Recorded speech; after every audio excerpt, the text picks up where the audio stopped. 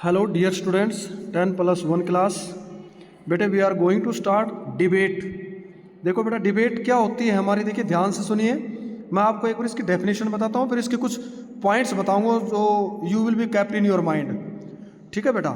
तो कहता है debate is a contest between to speakers, यानी जो बहस होती है, जो बहस प्रतियोगिता होती है, वो दो वक्ताओं के बीच एक कंटेस्ट होता है एक।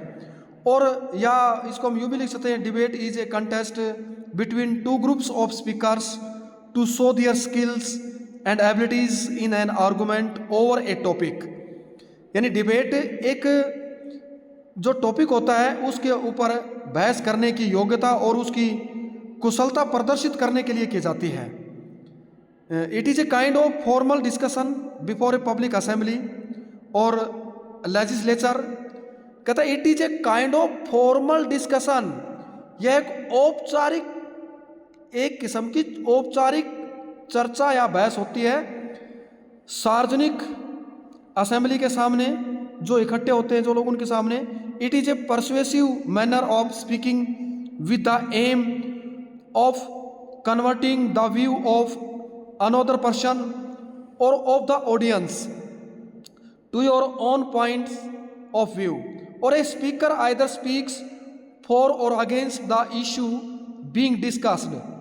तो देखो इसको आपने कुछ इसमें माइंड में रखने हैं आपने, ये कुछ जो डिबेट हम जो डिबेट टॉपिक होता है उस पर, तो you should kept some point in your mind या points to be kept in mind.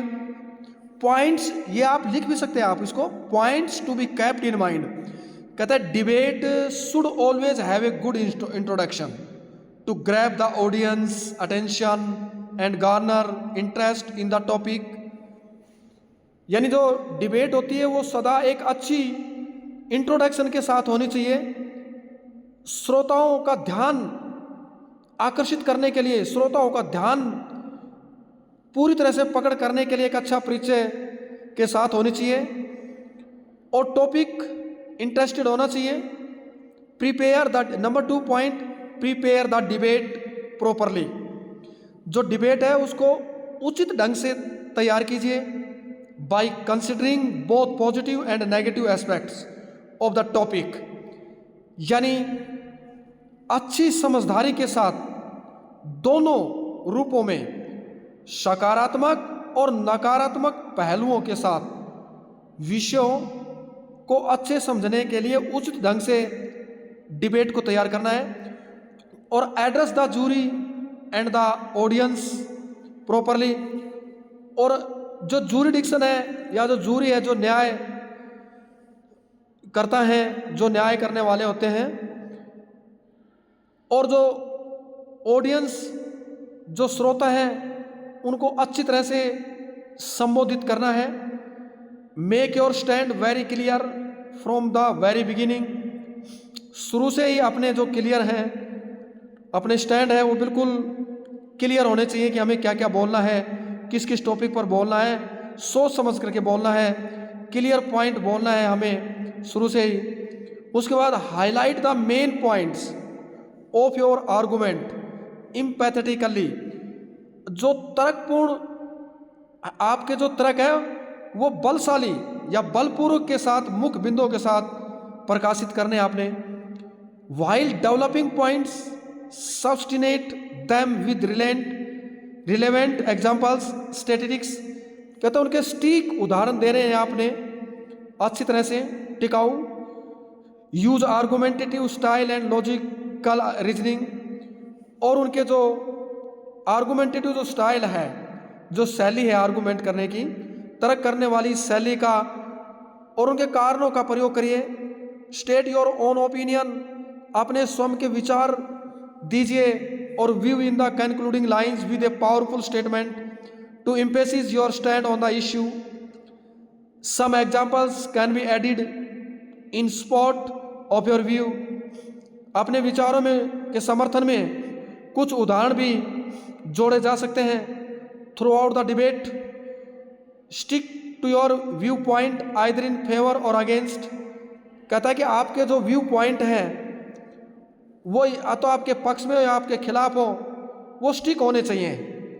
Include historical questions which make your opponents consider the validity of your points while it undermine there points. तो इस प्रकार से आपने अपने जो debate के बारे में हमने जो बताया वो आपको अच्छी तरह से पता होना चाहिए।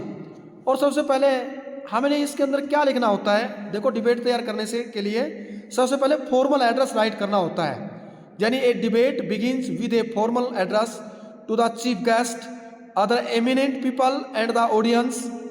जो औपचारिक जो संबोधन होता है, एक डिबेट हम शुरू करते हैं एक औपचारिक संबोधन के साथ चीफ गेस्ट को, और जो अदर एमिनेंट जो श्रेष्ठ होते हैं, एमिनेंट होते हैं जो श्रेष्ठ जो मुख्य होते हैं लोग, पीपल, और ऑडियंस जो श्रोता होते हैं उनको। तो उसके बाद हमने फॉर्मल एड्रेस के अगेंस्ट द मोशन पहले और फिर फॉर द मोशन, यानी जो भी हमें डिबेट है उसके खिलाफ और फॉर उसके पक्ष में।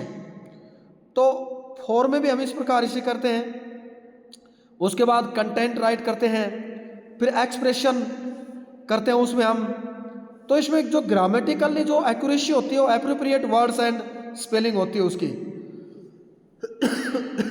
Grammatical accuracy, appropriate words and spellings, और coherence and relevance of ideas and style. उसके बाद फॉर्मल थैंक्स बोलना है आपने लिखने के बाद, यानी at the end of the debate, debate के अंत में the speaker formally thanks the audience. जो वक्ता होता है डिबेट में वह श्रोताओं का धन्यवाद बोलता है फॉर दियर कोऑपरेशन, उनके सहयोग के प्रति, एंड लिसनिंग टू हिम, और उनके सुनने के प्रति। इस प्रकार से हमने आपको ये 3, 4, 3 और 4 आपको डिबेट की स्टेटमेंट दी हैं।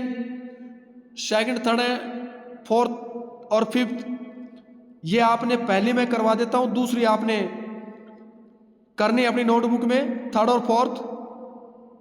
तो देखिए सेकंड आती है हमारी migration from village to cities. गांव से शहर की ओर प्रवास होना has lead to the spread of urban slums. शहरी बस्तियों में फैलना, people living in these slums, इन गंदी बस्तियों में रहने वाले लोग, लीड ए मिजरेबल लाइफ, एक दयनीय जीवन व्यतीत करते हैं। तो कहता है कि जो अर्बन शहरी गंदी बस्ती के फैले हुए नगरों के अंदर जो अपना प्रवास व्यतीत कर चुके हैं, उन लोगों को जो गंदी बस्तियों में रहते हैं एक दयनीयपूर्ण जीवन व्यतीत करते हैं। Economic disparity leads to the problems of law and order, कानून और व्यवस्था की समस्याओं के प्रति उन्हें बड़ी समस्या होती है। तो right A debate in 120 to 150 words on solution to the problem of misery in the urban slums lies in creating jobs in the villages। गांव में जॉब उत्पन्न करने के लिए जो गंदी बस्ती में रहते हैं स्लम एरिया के अंदर, उनकी समस्या, परेशानी की, जो दुखों की जो समस्या, उसका समाधान के लिए आपने डिबेट राइट करना है। You are Navtej Navita. तो इस प्रकार से देखो क्या कहता है, फॉर द मोशन लिखेंगे पहले हम, फिर अगेंस्ट द मोशन। तो सबसे पहले आप क्या बोलेंगे, ऑनरेबल जजेस, my worthy opponents and dear students. ये आपने इसमें करना है बेटा। देखिए 1 मिनट के लिए आपने क्या करना है इसमें, ये आ गया हमारे, देखो फॉर द मोशन। तो क्या कहता है, ऑनरेबल जजेस, माय वर्दी ओपोनेंट्स एंड डियर स्टूडेंट्स। सम्मान के योग्य जजेस, मेरे योग्य विरोधी और प्रिय विद्यार्थी। Today I Namita of class +1 will speak in favour of the motion. कहता है कि आज मैं क्लास +1 की नमिता इस मोशन के पक्ष में बोलूंगी। Solution to the problem of misery in the urban slums lies in creating jobs in the villages.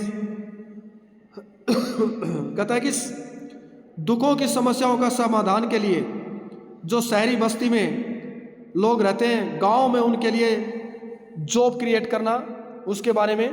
तो कहता है people living in cities are aware that every city has slum areas in which the poor mostly migrated from near by rural areas. कहता है कि लोग शहरों में रहने वाले जागरूक हैं कि हर शहर आज गंदी बस्ती बन चुका है, जिसमें गरीब और अधिकतर जो रूरल एरिया से है नज़दीक के, वो प्रस्थान कर गए हैं। Are leading a miserable existence, एक दयनीय अस्तित्व जी रहे हैं, दयनीय अस्तित्व व्यतीत कर रहे हैं। Doing odd jobs to earn a living, कहता है कि एक आजीविका कमाने के लिए, कहता है कि उनके विपरीत नौकरी करते हुए, ड्यू टू देयर कंडीशन, उनकी अवस्था के कारण, they sometimes create problems of law and order, वे कभी कभार कानून और व्यवस्था की समस्याओं उत्पन्न करते हैं। वी शुड अंडरस्टैंड, हमें समझना चाहिए, why people migrate to cities, क्यों लोग शहरों की तरफ प्रस्थान करते हैं। इवन दो, फिर भी, they are force to lead a life of misery, they are, फिर भी वे विवश होते हैं दयनीय जिंदगी व्यतीत करने के। द रीजन इज दैट, कारण यह है कि rural areas do not provide advocate avenues, कहता है कि जो रूरल एरिया वाले होते हैं वो पर्याप्त जगह है वो उपलब्ध नहीं करवा पाते। फॉर एम्प्लॉयमेंट, जो रोजगार वालों के लिए हैं, जो बेरोजगार हैं, जो एम्प्लॉई हैं, जो रोजगार वाले हैं। और अल्टरनेट सोर्सेज ऑफ लाइवलीहुड, और इसके विपरीत उनकी आजीविका का साधन भी वो उपलब्ध नहीं करवाते। The rural people feel that, देहात के लोग महसूस करते हैं कि they can earn better in cities, वे शहरों में बहुत अच्छा कमा सकते हैं। लीडिंग टू दियर माइग्रेशन, अपने प्रवास व्यतीत करके। दस इस प्रकार if jobs are created in the villages, अगर गांव में नौकरी क्रिएट की जाती हैं by setting up more agro based industries, कृषि आधारित उद्योगों को ज़्यादा से ज़्यादा स्थापित करके, और some other self employment opportunities, अथवा कुछ अन्य स्वयं रोजगार अवसरों को उपलब्ध करवा के, people can lead A reasonable livelihood, तो लोग एक तर्क योग्य अपनी आजीविका व्यतीत कर सकते हैं या अपनी कमा सकते हैं, या there and will have no reason, और इसका कोई कारण नहीं होगा टू माइग्रेट टू सिटीज, शहरों की तरफ प्रस्थान करने का। कंसिक्वेंटली, परिणाम स्वरूप, स्लम्स विल नॉट एक्सपेंड, कम से कम गंदी बस्तियां तो नहीं फैलेंगी। And more people will not lead impoverished lives in urban slums, और ज़्यादातर लोग, ज़्यादा लोग, कहता है कि इस प्रकार से गरीबी का जीवन अर्बन स्लम्स एरिया में नहीं व्यतीत करेंगे। This will also lead